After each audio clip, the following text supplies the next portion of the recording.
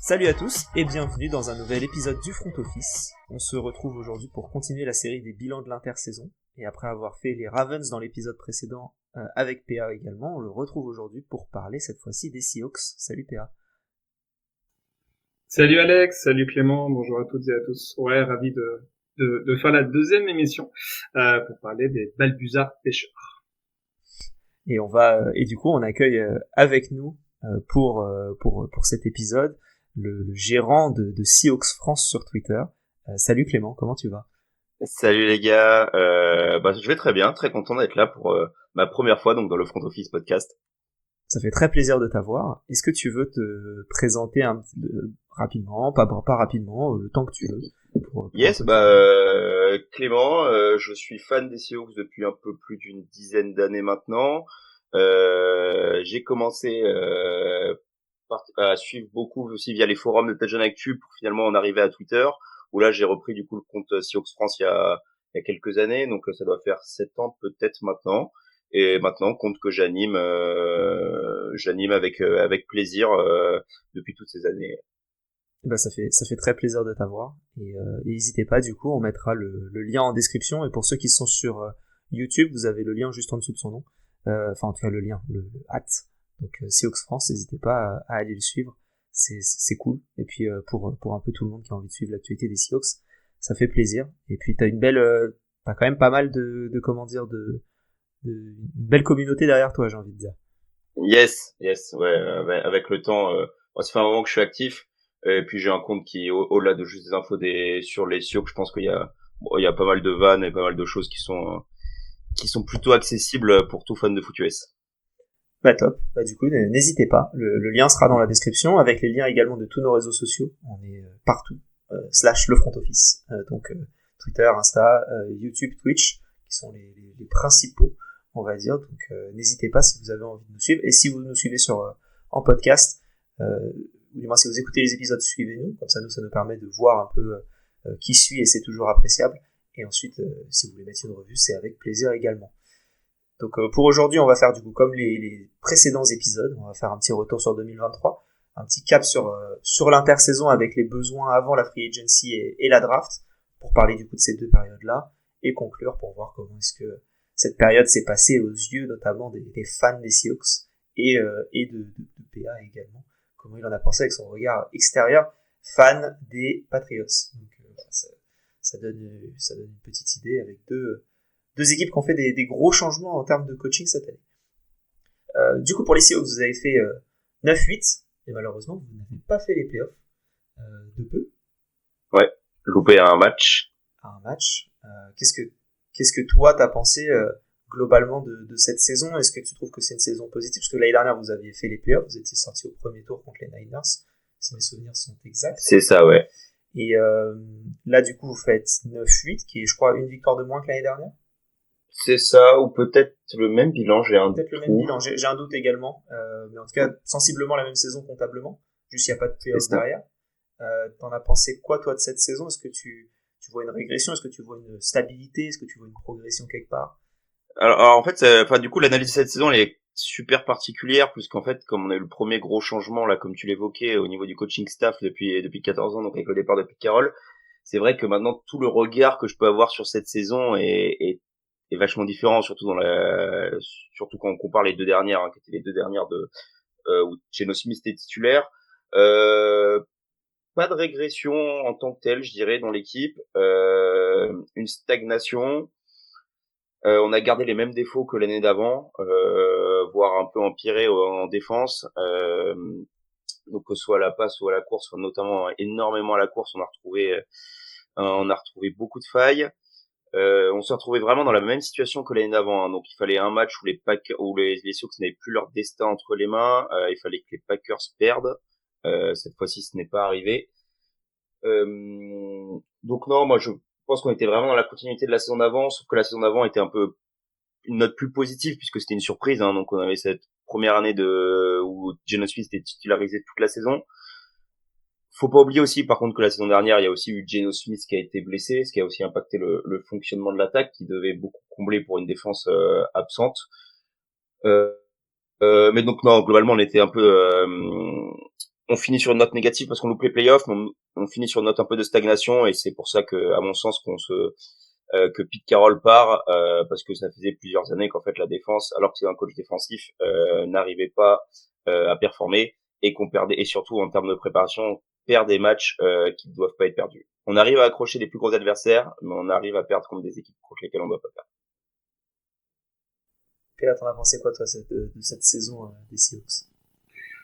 Bah, j'ai trouvé une équipe régulière dans l'irrégularité. Il y avait des phases où ils gagnaient 2-3 matchs, on s'est dit ah ouais super, enfin ils sont plutôt bien cette année, ils arrivent, et puis à un moment donné ils perdent 2 matchs d'affilée, comme disait Clément, avec une grosse équipe, mais une équipe quand même beaucoup plus prenable. Et puis pour moi il y a eu un mini tournant dans la saison, c'est les 3 défaites d'affilée, 2 fois contre les Niners et entre les deux une défaite contre les Cowboys. Et du coup, ils étaient à un bilan, je crois qu'ils étaient à +3 à ce moment-là, +2 ou +3. Et du coup, ils arrivent à aller à égalité, donc ça met une pression supplémentaire pour atteindre les playoffs. Et voilà, pour moi, c'est ce triptyque-là de défaites contre des gros adversaires, hein, faut quand même le repréciser. Mais c'est ce triptyque-là qui a fait que les Seahawks sont pas allés en playoffs cette année. Celle des Cowboys, elle coûte très très cher, parce qu'en plus elle passe Ouais. vraiment pas très loin. Et pour moi, elle est assez symptomatique de cette saison, hein. On a l'attaque qui arrive à se libérer, à scorer énormément. James Smith fait un gros match, Dickie Metcalf qui arrive aussi à se lâcher. Et finalement, c'est la défense qui encaisse plus de 30 points sur ce match-là. Et du coup, t'en as parlé un petit peu, Clément, tout à l'heure. Pete Carroll qui se retire des fonctions de head coach. Enfin, qui se retire. On sait pas trop comment s'est passée la discussion, mais au final, il reste dans l'organisation. Vous récupérez McDonald des Ravens en tant que head coach. Un choix qui a pu surprendre au moment où il a été pris. Et au final, on se dit que c'est peut-être un choix Seahawks comme on aurait... comment dire... c'était le defensive coordinator des Ravens. Et vous le récupérez. Qu'est-ce que tu as pensé de ce choix déjà? Est-ce que tu étais satisfait? Est-ce que tu attends de voir pour un peu donner une idée? Ou est-ce que tu as déjà un avis presque arrêté? Bah, juste sur le licenciement en tout cas le départ de Pete Carroll, pour moi avoir un avis là-dessus c'est un peu compliqué. C'est un mec qui dans tous les cas te fait gagner, il te fait avoir un bilan correct, potentiellement aller en playoff. Après c'est vrai, comme l'a dit PA, régulier dans l'irrégularité, ça date pas que de cette saison, ça date depuis toujours, hein. Ça a souvent été comme ça à Seattle. Donc je pense, en tout cas, il arrivait pas ces dernières années à pousser cette équipe. On la voyait pas aller chercher un Super Bowl, ce qui reste le but quand même final de ce sport. Donc à mon sens, les routes peuvent se séparer. Après 14 ans, c'est pas honteux. Après sur son remplacement, j'avoue qu'au tout début, moi j'étais plutôt, c'est vrai que bon, il y a une grande mode des coordinateurs de l'Arb Shanahan qui prennent des postes de head coach, qui font des équipes qui sont plutôt sexy, avec quand même une certaine réussite ces dernières années, hein, que ce soit aux Dolphins, aux Rams, même aux Packers. Donc moi j'étais plutôt là-dedans. Finalement, le choix d'aller chercher un mec comme McDonald, qui en plus, au-delà de son aspect tactique, est quelqu'un qui est considéré comme un player's coach, donc vraiment qui a l'habitude de manager des jeunes et des joueurs plus vieux aussi, mais qui est beaucoup dans les relations humaines. Pour passer après Pete Carroll, il me semble que c'était primordial, parce que des joueurs qui ont connu que Pete Carroll toute leur carrière, qui est quand même un des coachs les plus atypiques qui ait vu cette ligue, c'est quand même super important. Et après, un autre aspect qui est pour moi central, c'est la NFC West, donc une division qui est avec beaucoup de compétition. Et McDonald est un des seuls coordinateurs défensifs qui a montré comment arrêter et ralentir ses attaques type Shanahan la saison dernière. Donc là-dessus, moi je suis plutôt en phase avec le projet, avec la personne qu'on a recrutée là-dessus. Après, bon ça se trouve, on va faire 3 saisons avec 3 victoires et je dirais le contraire, mais en tout cas, pour l'instant, j'aime bien le process. Avant de juger les résultats, j'aime bien le process. Et puis McDonald's, quand tu regardes un peu sa carrière, c'est vraiment le gars qui voulait être head coach en NFL, hein, parce qu'il a quasi pas joué. En tout cas, il n'a pas de carrière fabuleuse en joueur ou quoi que ce soit, c'est vraiment que du coaching. Il est arrivé en tant que coaching interne aux Ravens en 2014. Il a fait juste une année en 2021 en defensive coordinator à Michigan. Sinon, il a fait quand même 10 ans, quasiment, aux Ravens en passant de rien à defensive coordinator. Donc là, la suite logique, c'était effectivement de devenir head coach, mais c'est une ascension assez fulgurante, je trouve. Il change de poste quasi tous les ans. Et là, il se retrouve à 36 ans à être coach d'une institution comme les Seahawks, prendre la relève de quelqu'un comme Pete Carroll. J'espère que la pression, il la boit et il va pas se noyer dedans, quoi. Et est-ce que tu... bon, après, c'est assez rapide, mais quand tu as fini la saison, là, bon, après, évidemment, il y a le changement de coach, comment tu vois la saison à venir? Est-ce que tu es confiant par rapport aux dynamiques des dernières saisons? Oui. Bah, encore une fois, comme il y a ce changement, c'est toujours plus difficile à anticiper.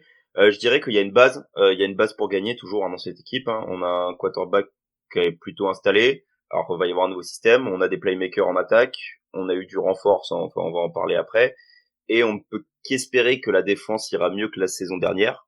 Théoriquement, c'est pour moi le point central. Ça sera difficilement pire. Sur certains aspects, ça sera difficilement pire. Oui, je pense aussi. Donc non, je l'aborde plutôt positivement.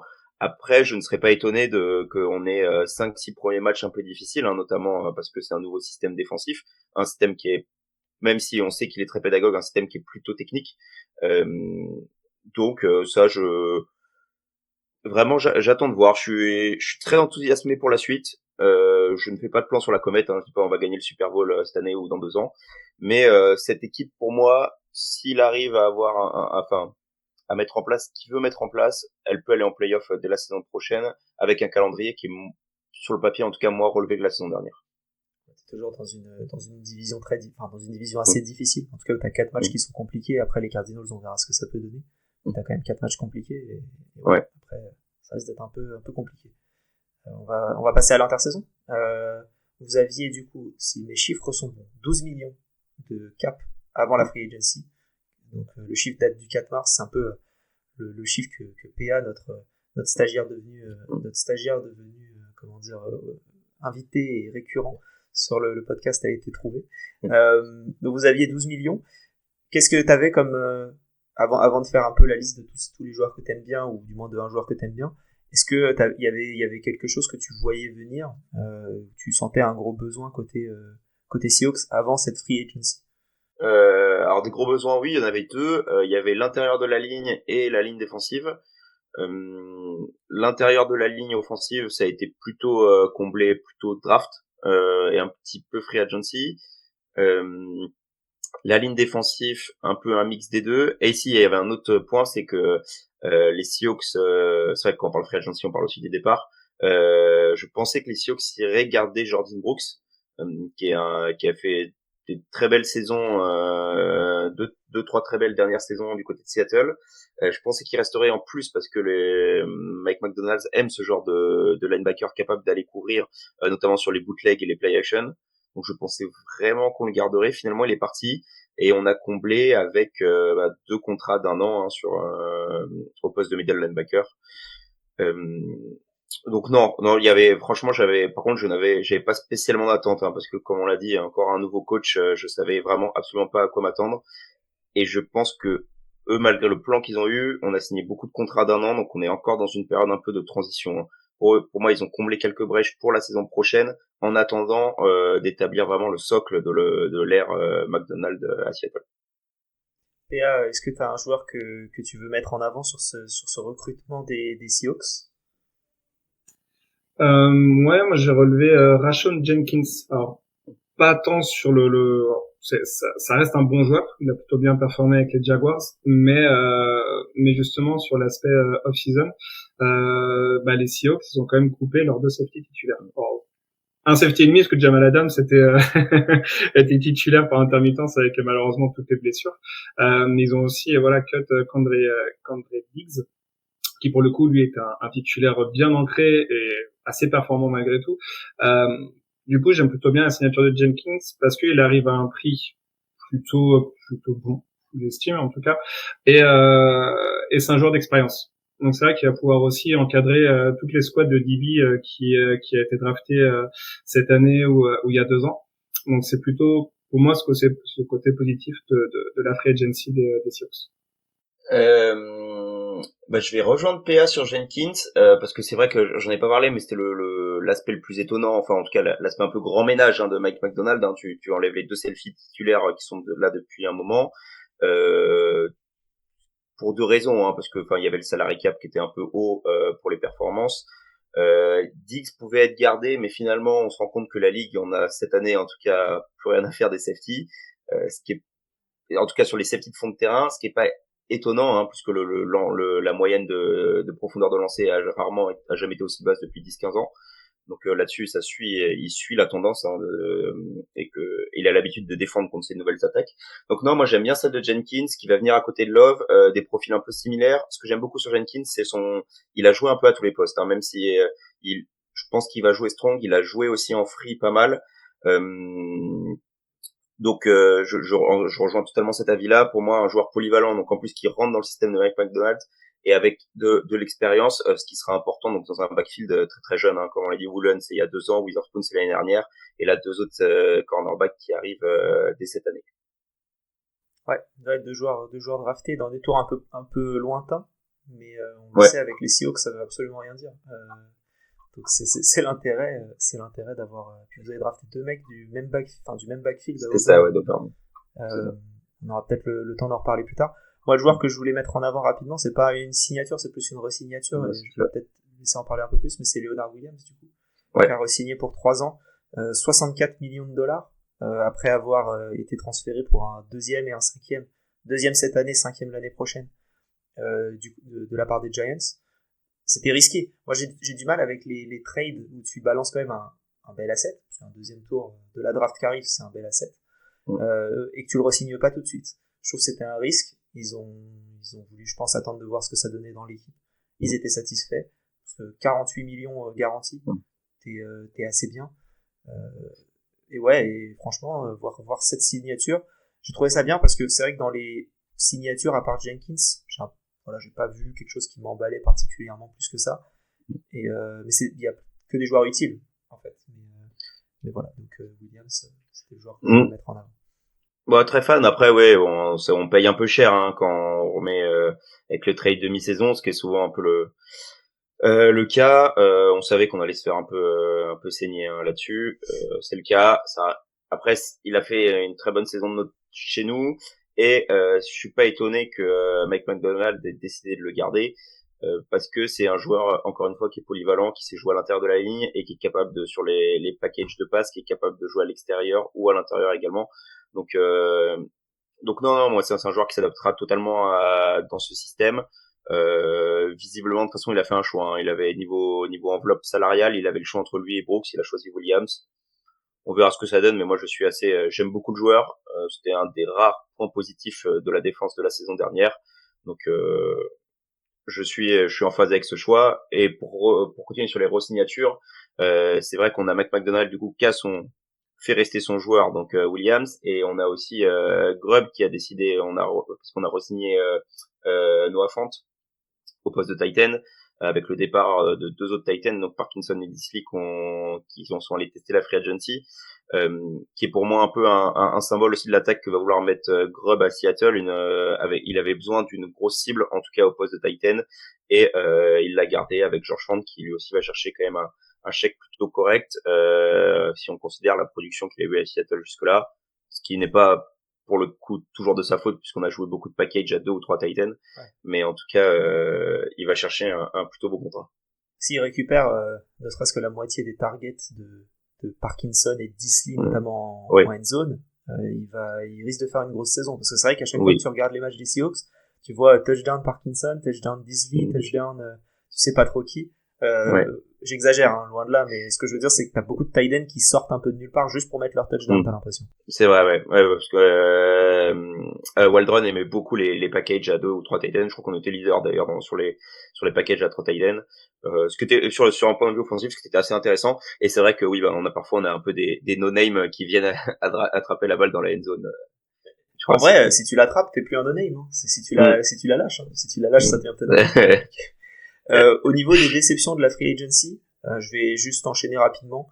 Moi, c'est le départ de Damien Lewis aux Panthers que j'avais vu. Je sais Alors voilà, moi j'avais regardé rapidement un peu les différents départs. Je trouve que c'est une free agency assez calme qui s'est passée. Bon, il y avait eu effectivement, t'en as parlé de Jordan Brooks et je pense que t'en reparleras. Mais comment dire, j'avais vu que sur quasi 1000 snaps, il avait concédé que 3 sacs, ce qui me paraît si peu pour un garde. Et pour les Panthers, ça va leur faire du bien. Et je sais pas à quel point ça va vous impacter. Alors vous avez drafté un garde au 3e tour. Voilà, je suis un peu perplexe, on va dire, sur. Après, effectivement, t'as pas beaucoup d'argent, donc tu vas perdre des joueurs, c'est sûr. Tu vas perdre des joueurs à un poste où en plus tu savais qu'il fallait plus ou moins reconstruire sur la ligne. Donc là-dessus, son départ, il m'étonne pas. Alors c'est vrai que si tu peux le garder à pas cher, oui c'est bien, mais en fait c'est un peu toujours le problème de ces joueurs qui sortent de contrat rookie, qui sont pas excellents, qui sont pas très mauvais, mais qui peuvent en fait dans tous les cas, comme il y a des pénuries sur certains postes, en fait ils vont demander beaucoup d'argent. Donc tu sais que tu les garderas pas. Non, pour moi c'était plus ou moins logique qu'ils s'en aillent et je suis pas spécialement inquiet puisqu'en fait on a recruté beaucoup de rotation à ce poste-là. Mais en tout cas ça valait, même si j'aimais correctement le joueur, ça valait pas le coup de sortir le chéquier pour ça. Logique. Et du coup, PA, est-ce que tu as d'autres joueurs toi que tu veux dont tu veux parler en petite déception, soit départ, soit arrivée que t'as pas compris, peu importe. Ouais, plutôt sur les départs, le duo de linebacker, parce que même si l'inusable Bobby Wagner est encore sur le terrain, c'est vrai qu'il a encore sorti une saison bonne, voire très bonne. Et comme tu disais aussi, le départ de Jordan Brooks, alors c'est pareil, il part aussi pour un plutôt beau chèque. Mais c'est vrai que celui de Wagner, qui était un peu aussi l'âme de Seattle, il était parti une saison, puis il est revenu. Je le comprends pas trop finalement. Après, ils ont été remplacés, en tout cas à la free agency. J'aime plutôt bien la signature de Jerome Baker. J'ai beaucoup plus de doutes sur la signature de Dodson parce que il a sorti la grosse saison l'année dernière, ce qui lui a permis d'avoir un contrat qui est sur un an, comme tu disais, 4 millions sur un an. Mais du coup, je suis toujours un peu fébrile sur ces joueurs-là qui sont un petit peu moyens pendant 3 ans. Et sur la 4e année, justement, quand il faut renégocier un petit peu, ils sortent une saison phénoménale. Donc, tant mieux pour les Seahawks si ça fonctionne, parce que je pense que c'est une phase de test sur un an. Et puis, ils le payent pas trop cher. Peut-être que s'il performe, il devra passer, ou en tout cas les Seahawks devront passer à la caisse. Mais du coup, j'aime bien moi avoir une certaine stabilité. Et c'est vrai que de faire le duo qui faisait la force de Seattle l'année dernière, j'ai un peu plus de mal. Après, de toute façon, départ du head coach avec l'arrivée d'un coach défensif, donc aussi un nouveau coordinateur défensif. Voilà. Donc, est-ce que ce changement aussi était voulu parce qu'il y a eu changement sur les lignes de touche? C'est une possibilité. Dans tous les cas, oui, je pense que, Wagner, ça a été un homme de Pete Carroll, et je pense que dans son expression la plus pure, hein, il est avec lui depuis le début de sa carrière, à part une année chez les Rams. Il a été drafté par Pete Carroll, donc Pete Carroll s'en aille et que lui s'en aille, ça me choque pas. Et puis surtout, il a un gros point faible maintenant dans la défense de Mike McDonald, c'est que j'adore Bobby, hein, et je pense qu'il a fait une bonne saison à la course, que c'est encore un linebacker, un middle linebacker qui peut jouer en NFL, en plus qu'il a un leadership incroyable. Mais niveau couverture de passe, malheureusement les systèmes des attaques type Shanahan et tout ça le prennent en cible sur tous les matchs, et c'est un peu et moi qui suis un fan inconditionnel de Bobby Wagner, c'est parfois triste à voir, hein. Quand on a connu le joueur à son apogée, c'est parfois un peu difficile. Donc non, moi je suis pas étonné qu'il parte du côté de Washington. Par contre, comme tu l'as dit, Jordan Brooks, moi aussi j'aime avoir une stabilité. Je comprends qu'on nouveau coach défensif, le cœur de sa défense, il le change.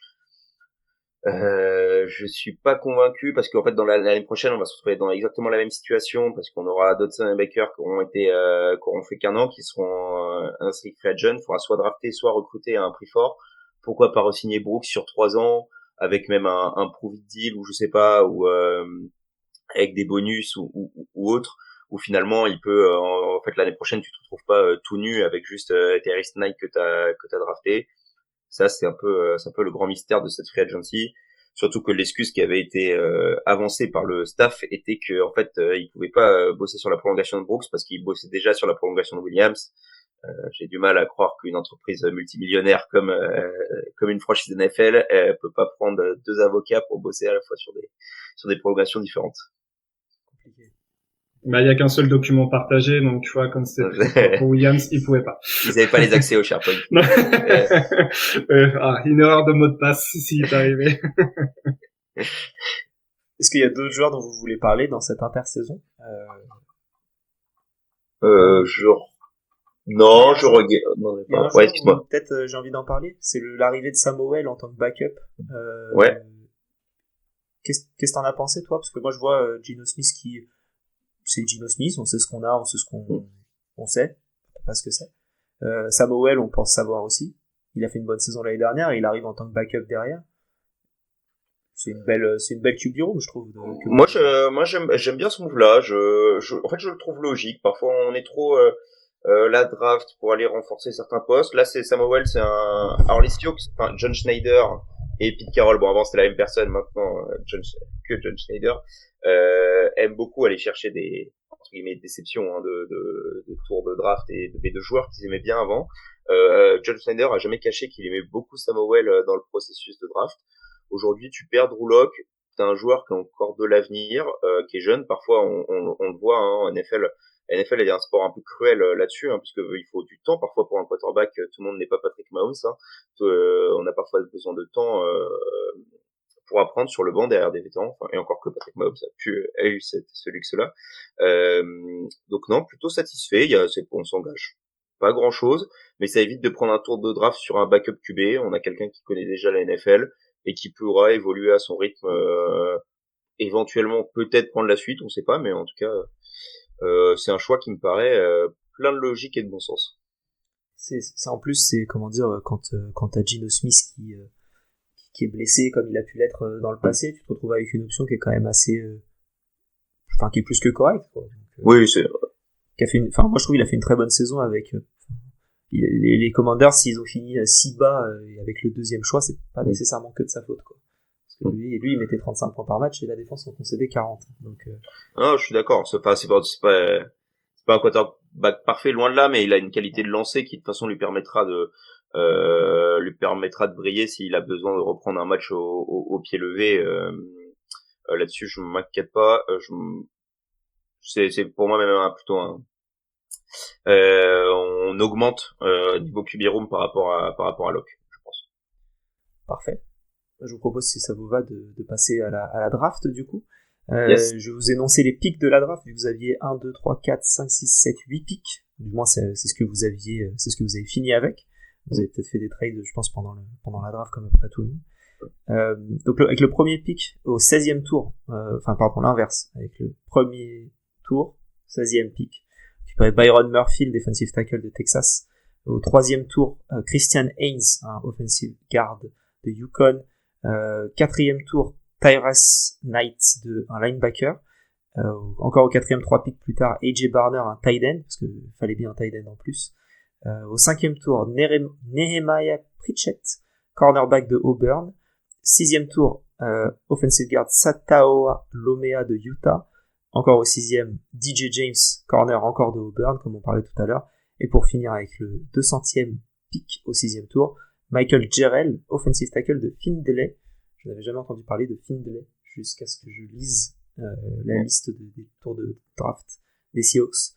Je l'ai déjà énoncé lors des 3 précédents épisodes et j'en fais la promotion le plus possible. Je ne suis pas le college football. Donc à partir de là, je vais continuer encore à vous redirectionner vers là où vous voulez aller. Est-ce que vous avez un choix qui vous plaît plus que l'autre? Est-ce que vous avez un choix que vous aimez pas? PA, est-ce que tu veux prendre la main là-dessus et donner le joueur que tu as beaucoup aimé dans cette draft? Ouais, pour la draft, je vais pas être très original. C'est vrai que j'ai beaucoup aimé Byron Murphy, surtout au niveau où il est descendu dans la draft. Je trouve que ça comble un besoin sur la ligne défensive parce que voilà, les Seahawks étaient 30e de la ligue contre la course cette année, en tout cas 2023. Ils étaient de mémoire 29e en 2022, donc il y a un vrai problème depuis 2 ans contre la course. Après, j'ai regardé un peu plus profondément le roster des Seahawks. En fait, je m'interroge vraiment sur la qualité de cette ligne défensive, parce qu'il y a quand même des gros noms. Boye Maffé, qui sort d'une énorme saison avec son record de sac. Williams, qui a été re-signé à fort prix, qui a fait ses preuves. Jaran Reed, qui a fait également une excellente saison. Et Nwosu, qui a fait aussi une très bonne saison. Donc, en fait, je me demande juste si le problème ne serait pas structurel au sein des Seahawks. et là où du coup McDonald pourrait intervenir parce que il a fait ses preuves avec les Ravens, ou si c'est un autre problème. Après voilà, Jaron Reed il a aussi 32-33 ans, donc ça ferait une petite passation entre Murphy et lui. Mais voilà, je suis assez étonné finalement de cette faiblesse au niveau du jeu de course. Malgré tout, je suis plutôt content que Murphy vienne, parce que pour moi, ça va être un réel atout pour les Seahawks cette année. Moi je te rejoins là-dessus, hein. Plutôt content pour Murphy. Ça fait un vrai sens, hein. Un nouveau coach défensif, nouvelle ère. Tu prends le meilleur joueur défensif, en tout cas qui restait sur le board, il me semble. Je tiens à dire, je crois que c'est un des premiers choix défensifs de la draft. Hein. c'est ça, ouais, premier ou deuxième, je sais plus. Je crois que c'est le qui prennent pas Jared Verse. Bah, en fait, je pense que je regarderai, c'est Murphy, et juste le tour d'après, c'est la sélection des Vikings. Ok. Le premier choix défensif, ça a été le 15 avec Layatulatu du côté des Colts. Mais avant ça, il y avait absolument personne de défensif. Donc oui, tu te retrouves avec un des meilleurs joueurs défensifs de la draft. Donc pour moi ça fait sens. D'ailleurs, mais à coup pas, moi aussi je ne suis absolument pas le college football d'habitude, hein, donc c'est vraiment c'est que ce que j'ai pu rattraper derrière. On a besoin de monde on a besoin de monde contre la course. McDonald's, son point faible aussi dans son système, ça restait, enfin entre guillemets, hein, son point faible, juste que la passe était tellement forte. Mais en tout cas, il a eu des matchs difficiles, notamment face aux Rams à la course. Donc qu'il aille chercher directement, enfin il l'a dit d'ailleurs en intersaison, qu'il voulait créer un mur au milieu de terrain, qu'il aille chercher un mec comme Murphy au milieu, ça ne m'étonne pas. C'est vrai qu'on en a pas parlé pendant la free agency, on allait chercher Jonathan Hankins aussi, des Cowboys, qui jouera zéro tech au milieu, et donc on commence à avoir pas mal de viande, hein, au milieu de la ligne pour stopper la course. Non, moi j'aime bien ce choix. C'est vrai que Reed vieillit, et puis surtout il est plus sous contrat l'année prochaine. Donc moi c'est un move que j'aime bien, un move qui est logique. Moi j'avoue que je ne connais pas tant les joueurs avant qu'ils soient draftés, donc j'analyse plutôt le process. Et en termes de process, on a un besoin de ligne, on est allé chercher le meilleur run stopper de la draft. Moi je suis 100% en phase avec ça. Top. Et est-ce qu'il y a d'autres choix que vous avez aimés? Moi, quand je vois Seahawks, en général, hein, si je vois un corner qui est pris loin, comme je disais tout à l'heure, je vais le regarder la saison prochaine, à voir s'il va avoir beaucoup de temps de jeu, parce que alors, le corner, l'avantage, c'est que t'en as plusieurs sur le terrain, donc tu as un peu plus de temps, mais c'est vrai que vous avez quand même un duo qui est assez bien en place, en Boulen et Witherspoon. Est-ce que t'as pu regarder un petit peu? Est-ce que t'en as un des deux qui te plaît? Est-ce que tu te... En fait, celui qui me fait sourire surtout, c'est Pritchett, puisque c'est le plus grand des deux, hein. C'est, il me semble, celui qui est plutôt filiforme. Si je dis pas de bêtises, PA. Je vais regarder. C'est possible. Non, passer les troisième tour, j'ai un peu plus de mal. J'avoue, je regarde pas mal de fiches, de choses comme ça. Non, je regarde les highlights YouTube ou des vidéos YouTube, mais passer le troisième tour, j'avoue que je sèche beaucoup plus sur les joueurs. Non, bah, pas de souci. Non, il me semble que Pritchett est celui qui est plutôt filiforme. Donc on allait chercher quand même un cornerback type d'une défense de Pete Carroll, qui n'est plus dans l'équipe, en tout cas dans le coaching staff. Qui est assez marrant, hein, parce que c'est finalement Pete Carroll qui a rendu ce type de cornerback à la mode. Et on va en chercher un dans la défense de McDonald, et ce choix pour moi fait sens en termes de développement, parce que on a certes Woolen qui est cimenté à droite, mais Witherspoon, l'idée est quand même pas de le cantonner spécialement qu'au côté gauche, hein. Je pense que c'est un cornerback qui a les dimensions et qui joue excellemment bien dans le slot, et surtout qui a les qualités de blitz. Et ça, c'est quelque chose dans la défense de Mike McDonald où on l'a vu, la pression peut venir de partout, hein.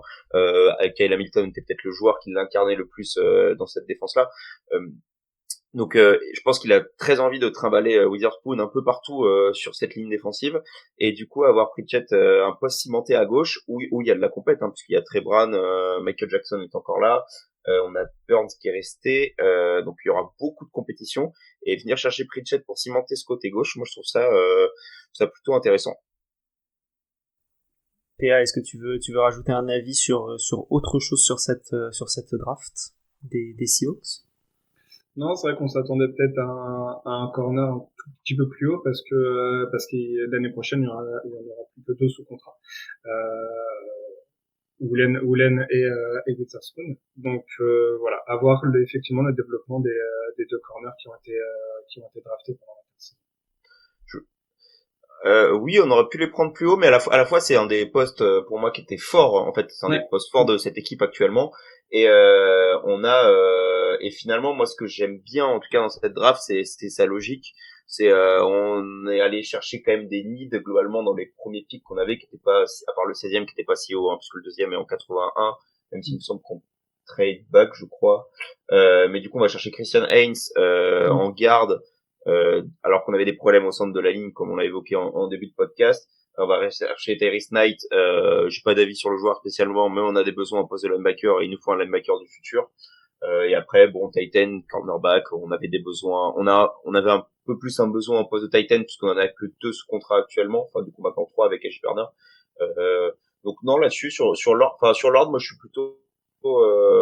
suis plutôt en phase. Hein. Après, ce qui va se passer avec les joueurs sera la loterie de la draft. Hein. Mais le process, encore une fois, je crois que j'ai dit plusieurs fois depuis le début de l'émission, mais le process, en tout cas dans le plan qui semble avoir Schneider et McDonald, il y a un process qui est plutôt cohérent. Pas flashy, Non, pas flashy du tout, mais cohérent. Je suis d'accord là-dessus, hein, sur la draft. Je m'étais noté pas grand-chose à dire parce que ça compte des besoins. Après, on verra le niveau des joueurs, mais en tout cas les besoins ont été comblés et c'est plutôt positif. Comment est-ce que, du coup, tu t'as un peu répondu PA, c'était un peu la question que j'avais posée. Est-ce que, du coup, Clément, est-ce que tu trouves que toi, tu abordes cette saison en pensant que la off-season globale, hein, free agency et draft, comble les besoins de l'équipe, ou est-ce que tu trouves qu'il y a encore quelques petits manques? Et on sait qu'il y a encore des joueurs qui sont free agent et qui attendent uniquement une blessure pour pouvoir signer quelque part, et on ne sait jamais où ça peut arriver. Mais est-ce que toi, tu te sens confiant pour la saison? Est-ce que tu vois encore des besoins criants dans cette équipe? Un peu pas, sans parler de blessures, il y a la moitié des safety qui attendent, qui font la queue à Pôle emploi, donc il y aura bien un moment où ils vont trouver des contrats. Non, un avis mixte. C'est que la free agency comble pas vraiment de besoins. Alors, elle compte des besoins pour la saison qui arrive, mais elle crée.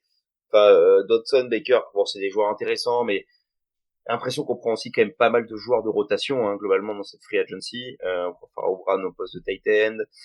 Jonathan Hinkins, il sera pas titulaire tout le temps.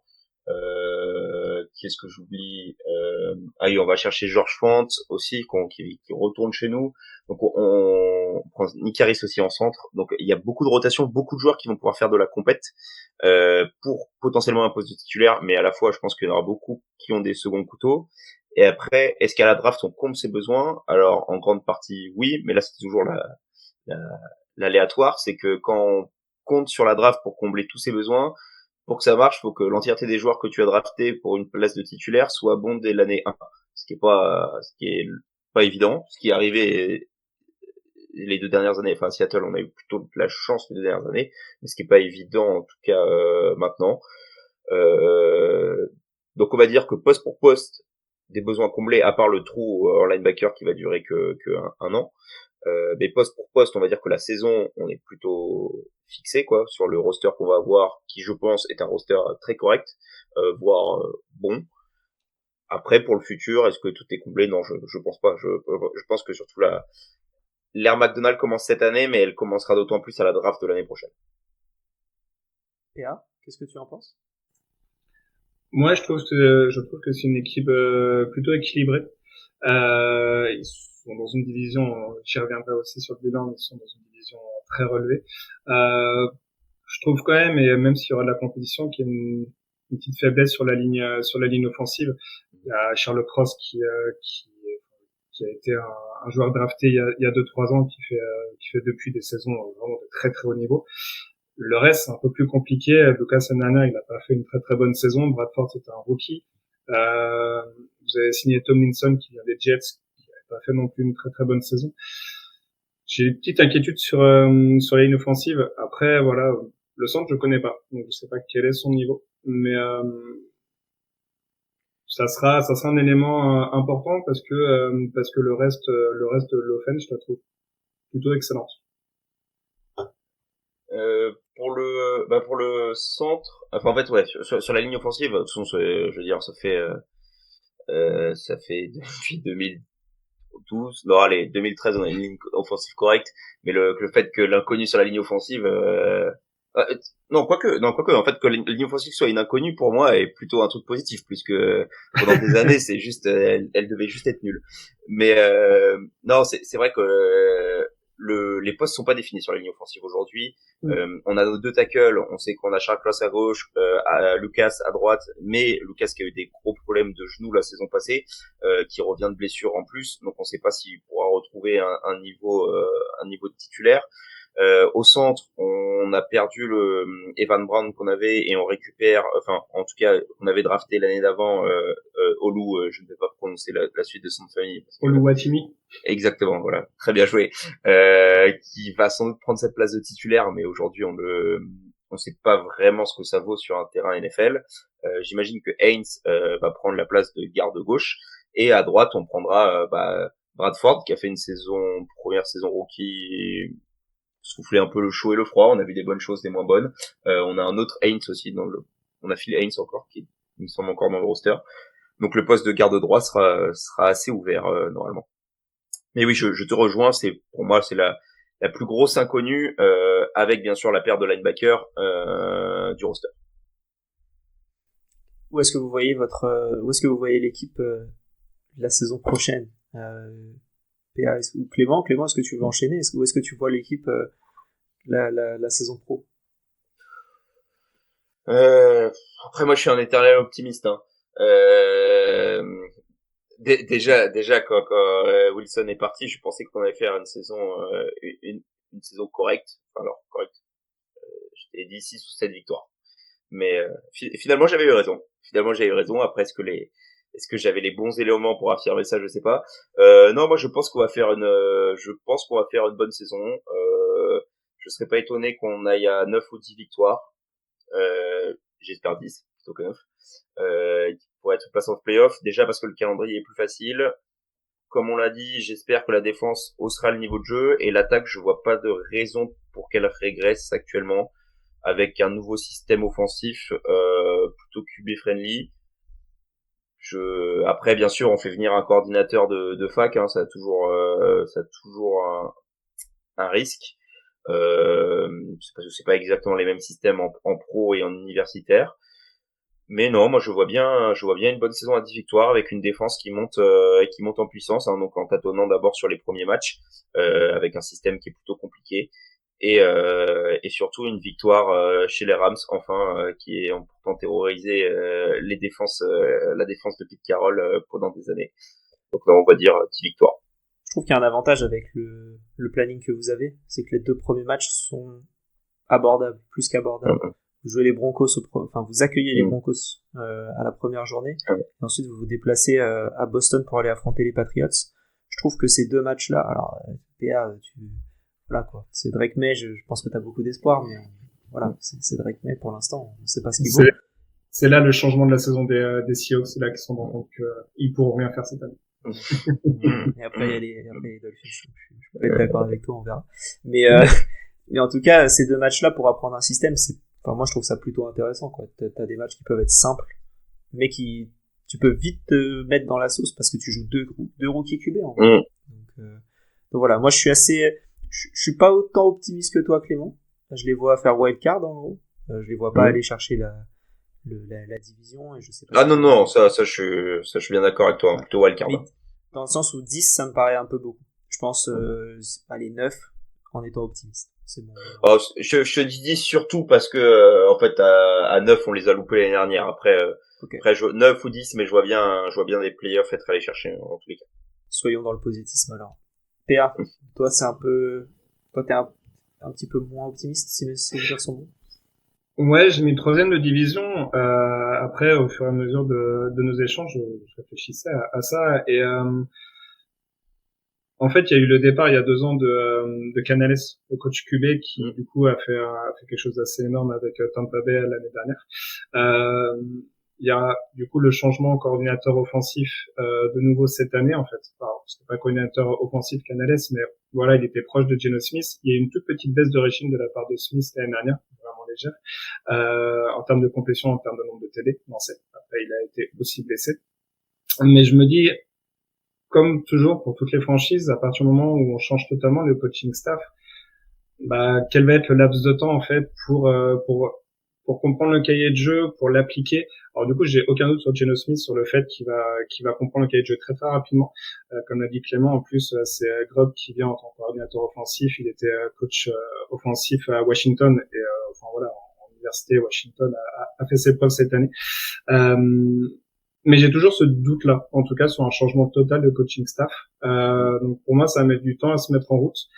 Hormis la blague des Patriots, je pense que voilà, ça va prendre un petit peu de temps. Ça va se tirer la bourre toujours avec les Rams. Pour moi, les Niners sont toujours au-dessus. Ça dépendra du niveau des Rams. Et pourquoi je dis ça? Parce que l'année dernière, sur la division, les Seahawks font 4 défaites sur 6 matchs. Et bah, c'est là en fait la différence, c'est que s'ils en prennent un sur les deux contre les Rams, bah, ils sont en playoff. Après, alors pour juste parce que c'est marrant parce que je suis retombé sur je me pourrissais le cerveau sur Instagram et je suis retombé sur un réel de foot US et en fait c'est vrai qu'on perd le match contre les Rams, il y en a un des deux qu'on perd sur un kick de 35 yards donc on va dire que c'est vrai que sur le papier on se fait sweep, c'est pas dans les faits, c'était pas De toute façon, dans la division, c'est toujours extrêmement tendu, en tout cas entre les Seahawks et les Rams. Depuis que je suis la NFL, même quand les Rams étaient à 4 victoires, ils arrivaient toujours à prendre un match contre les Seahawks qui, eux, étaient à 12 ou 13 victoires l'année. Entre les deux franchises, il y a un historique toujours, voilà, ils se tirent toujours la bourre, les deux. Voilà, pour moi, la différence l'année dernière s'est faite là-dessus, plus le fameux triptyque de défaites. S'ils arrivent à être un peu à l'équilibre, voire à 4 victoires en division, bah, pour moi, ça fait playoff. Sinon, ça va être compliqué.